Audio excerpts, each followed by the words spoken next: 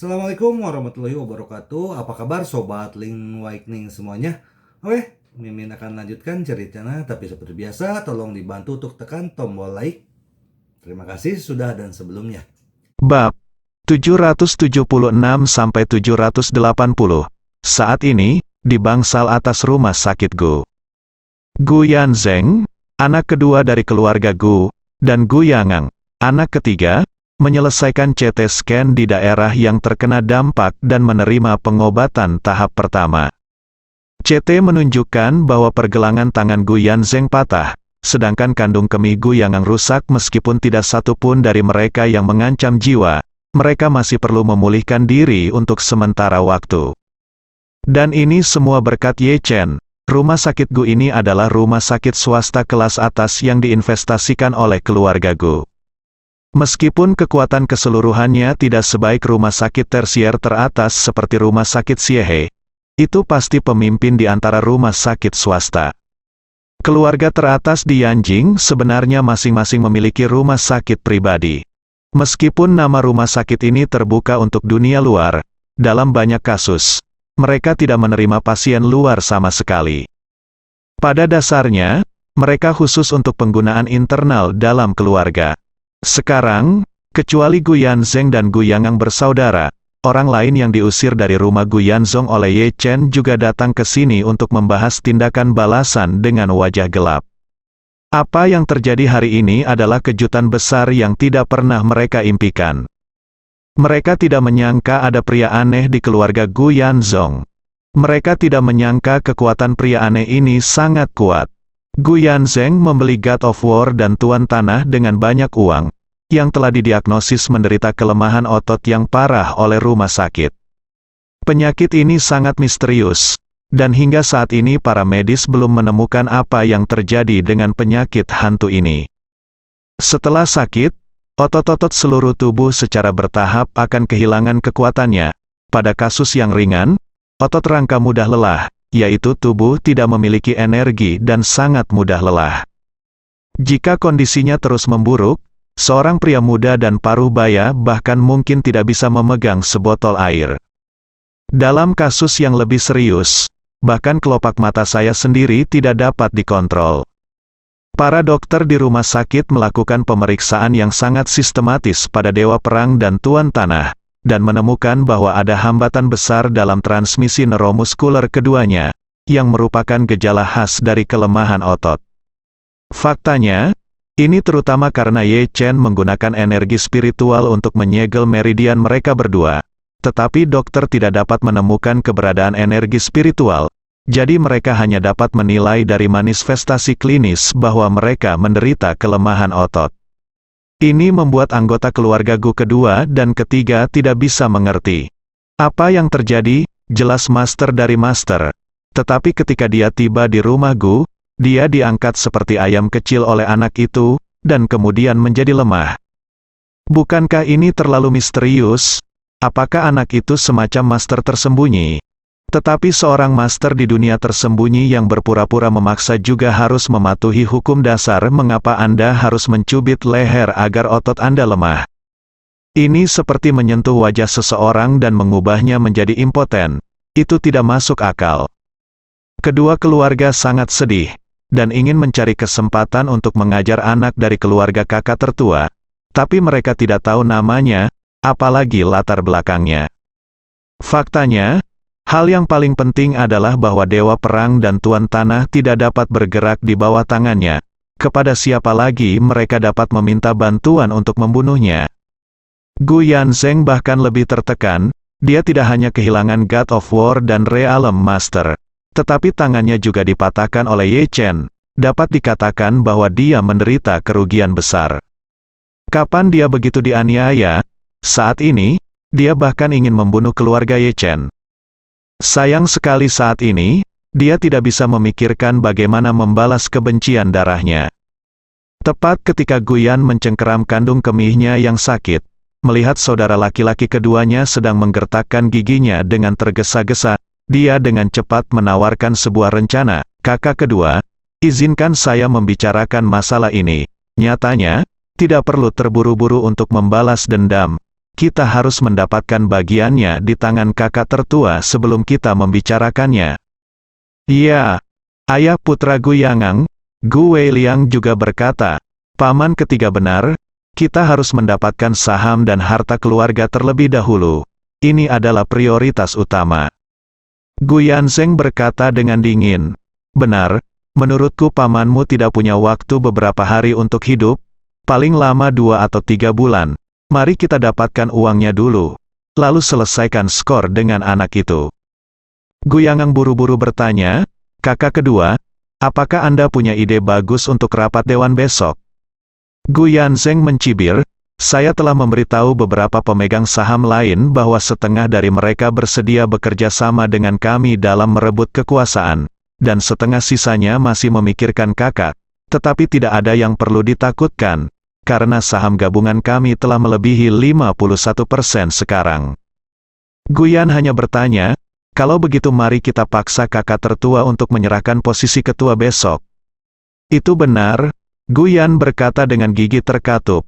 Pada saat itu, Dewan Direksi akan datang langsung untuk memaksa istana, mengandalkan ekuitas kita berdua dan mereka yang mendukung kita, langsung memilih untuk menghapus posisinya sebagai ketua, dan kemudian merekomendasikan saya untuk menjadi ketua baru. Ini secara hukum akan mengambil alih grup Gu.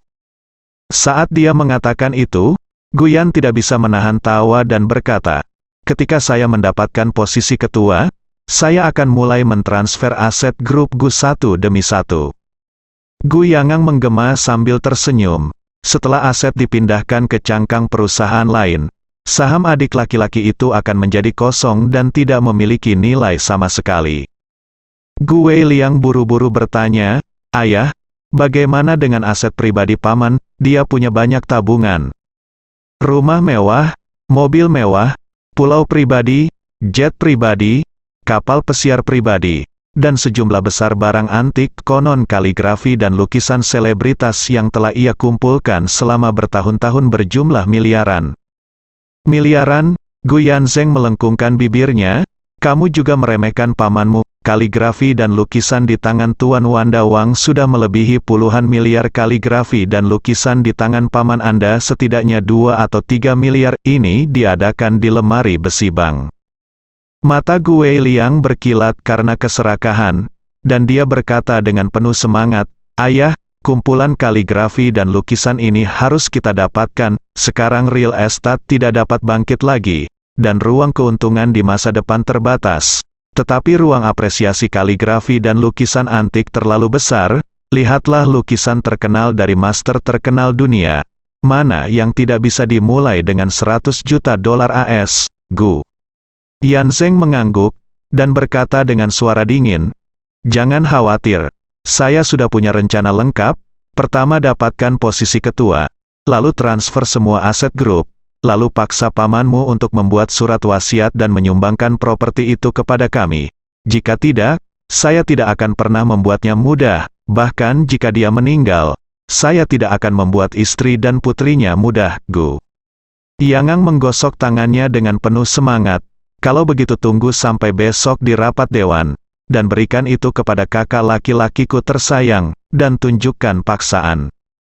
Gu Yanzeng tertawa dan berkata, saat itu, Zhao Kuangyin dan Chen Qiao memberontak, menambahkan jubah kuning, dan memaksa Gong Cai Sunzong untuk naik tahta dan mendirikan dinasti Song. Besok, saya, Gu Yanzeng, akan meluncurkan perubahan budaya di Dewan Direksi untuk memaksa Gu Yanzong menyingkir dan membangun kembali grup Gu yang lebih makmur. Guyan hanya menjilat wajahnya dan berkata, kakak kedua, jangan lupakan adik laki-lakimu ketika saatnya tiba. Kamu adalah satu-satunya yang akan mengikuti jejakmu dalam segala hal di masa depan, adik laki-laki. Itu wajar. Gu Yangang menepuk pundak Gu Yangang dengan tangan kirinya, dan berkata sambil tersenyum, kamu dan aku telah hidup di bawah bayang-bayang bos selama ini. Setelah bertahun-tahun, saatnya bagi kita untuk berada di tahun-tahun awal kita.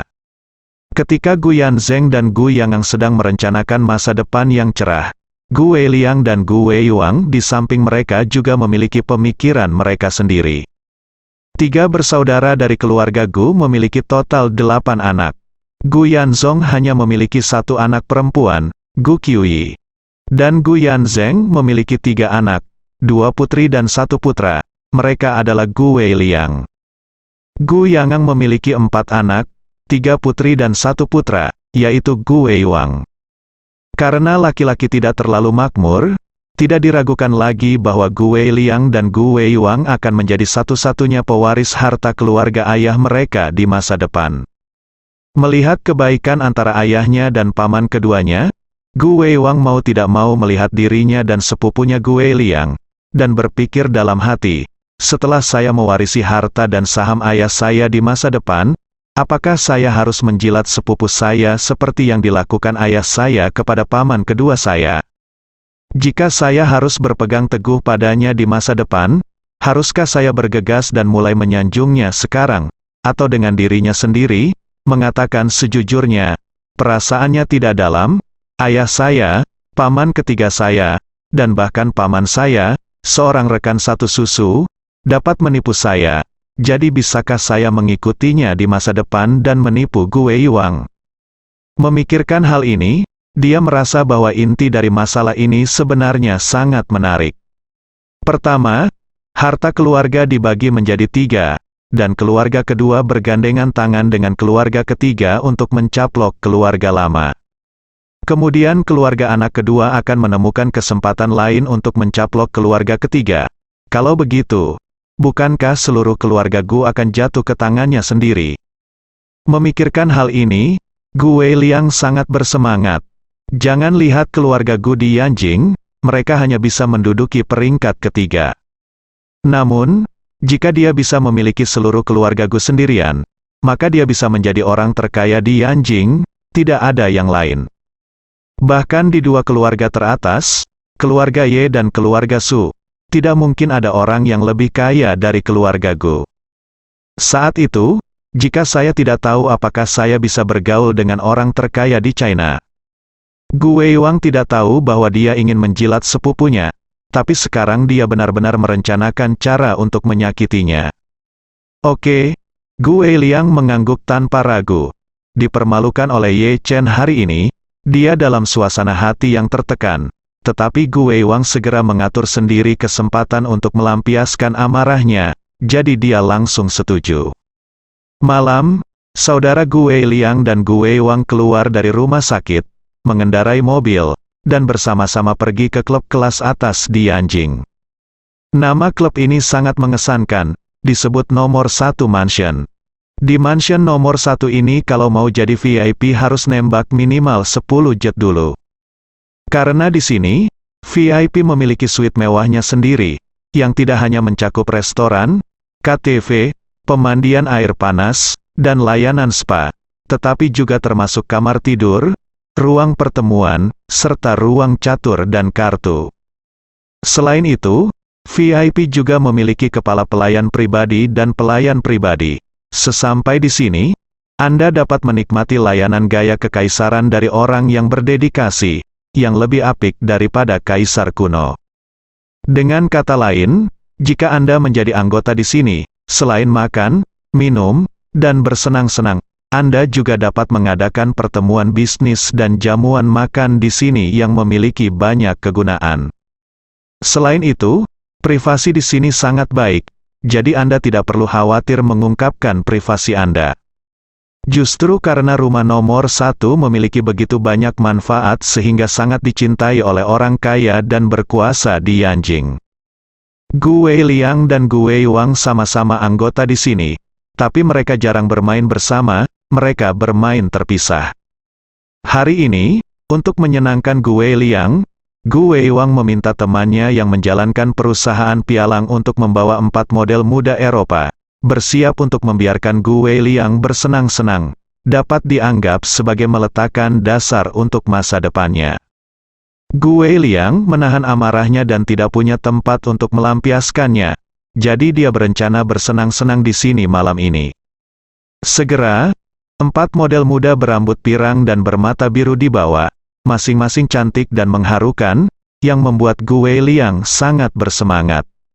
Dia segera memilih 2 yang paling cantik dan berpenampilan terbaik, dan pergi ke kamar tidur mewah di suite. Gu Weiwang juga membawanya untuk memilih dua yang tersisa dan pergi ke ruangan lain. 5 menit kemudian, kedua bersaudara itu berlari keluar dari kamar masing-masing dengan panik pada saat yang bersamaan. Kedua bersaudara itu baru saja keluar dari rumah sakit lebih dari setengah jam yang lalu, dan bergegas kembali tidak lama kemudian. Untuk mengetahui penyakit tersembunyi semacam ini, mereka hanya mempercayai rumah sakitnya sendiri, karena jika di rumah sakit lain, kemungkinan akan bocor beritanya. Jika para dandis di Yanjing tahu bahwa dua tuan muda dari keluarga Gu tiba-tiba kehilangan kemampuan mereka di bidang itu, maka mereka tidak hanya akan kehilangan muka, tetapi seluruh keluarga Gu akan malu karenanya. Menjadi akan membuat keluarga Gu menjadi objek ejekan di seluruh Yanjing. Ketika keduanya kembali ke rumah sakit, mereka langsung bergegas ke kantor direktur rumah sakit tanpa repot-repot menemui ayah mereka yang masih dalam masa pemulihan di bangsal.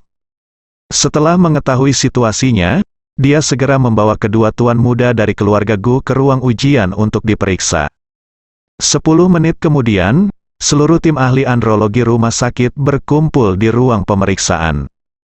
Beberapa sudah berkendara beberapa kilometer jauhnya dari pekerjaan, dan beberapa hanya berlibur hari ini, tetapi mereka semua dipanggil karena pentingnya masalah tersebut. Tim ahli yang terdiri dari 7 atau 8 orang semuanya tidak berdaya menghadapi situasi dua tuan muda dari keluarga Gu.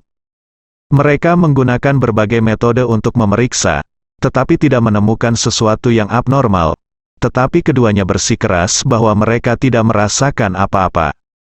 Kejadian ini membuat khawatir Gu Yanzeng dan Gu Yangang yang sedang beristirahat di unit perawatan intensif. Keduanya mendengar ada yang tidak beres dengan putra mereka, jadi mereka bergegas. Setelah bertanya tentang situasinya, keduanya terkejut. Seluruh tubuh Gu Yan gemetar, dan berkata kepada Direktur Departemen Andrologi, "Apa yang terjadi di sini? Sudahkah Anda menemukan alasannya?" Direktur Departemen Andrologi menyeka keringat dinginnya dan berkata, "Tuan kedua, masalah ini sangat aneh. Kami telah menggunakan berbagai metode untuk memeriksanya, tetapi tidak ada petunjuk. Saya telah berada di andrologi selama beberapa dekade, dan saya belum pernah melihat kasus seperti itu." Gu Yan memandangi kedua anak yang menangis itu, dan bertanya dengan cemberut, "Apakah tidak ada cara untuk menyembuhkannya?"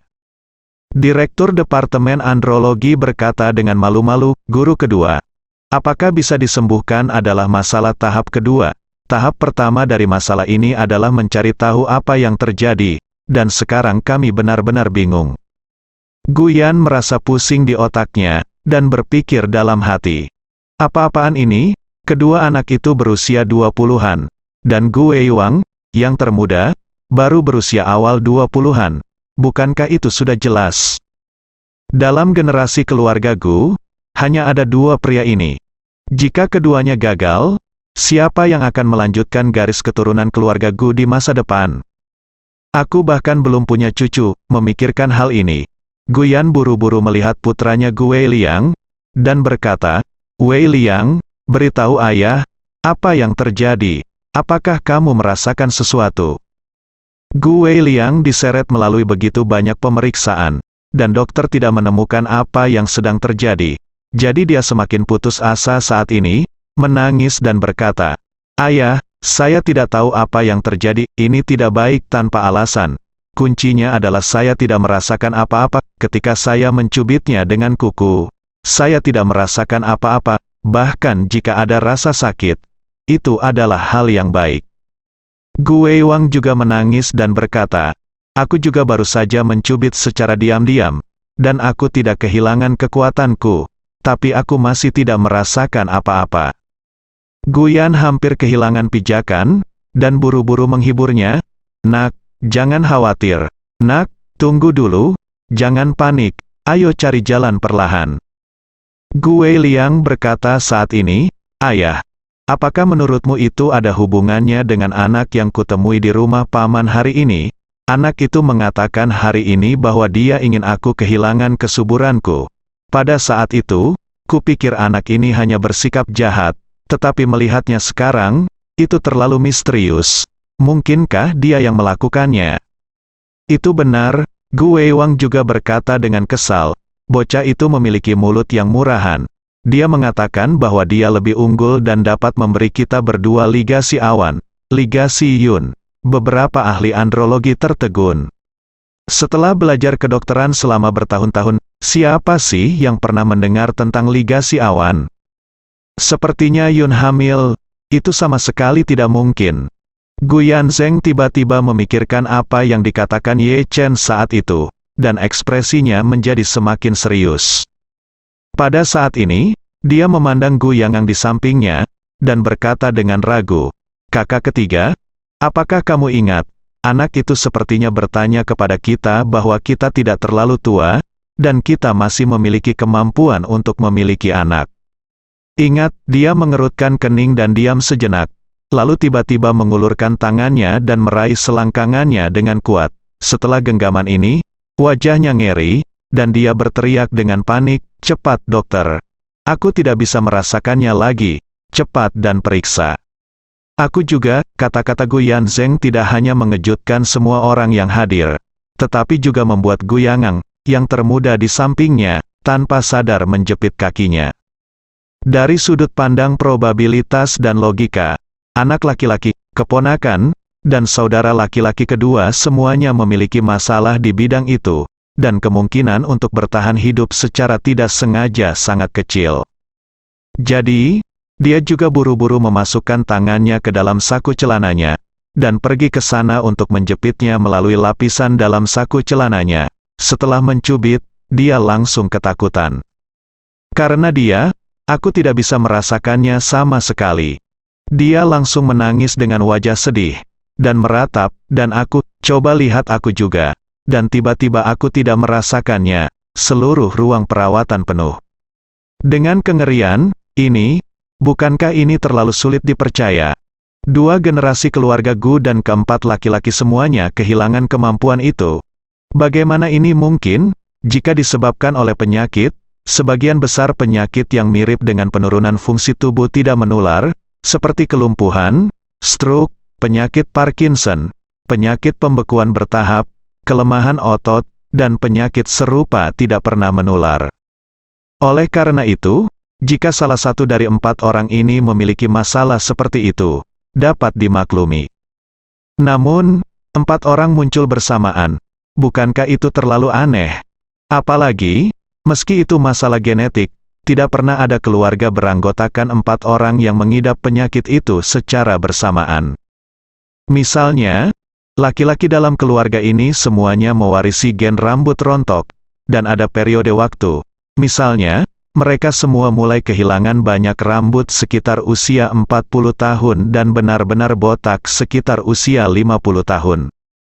Namun, saya belum pernah mendengar ada orang yang mewarisi kerontokan rambut, dan tiba-tiba suatu hari, 4 pria berusia 48, 46, 24, dan 21 semuanya menjadi botak pada saat yang bersamaan.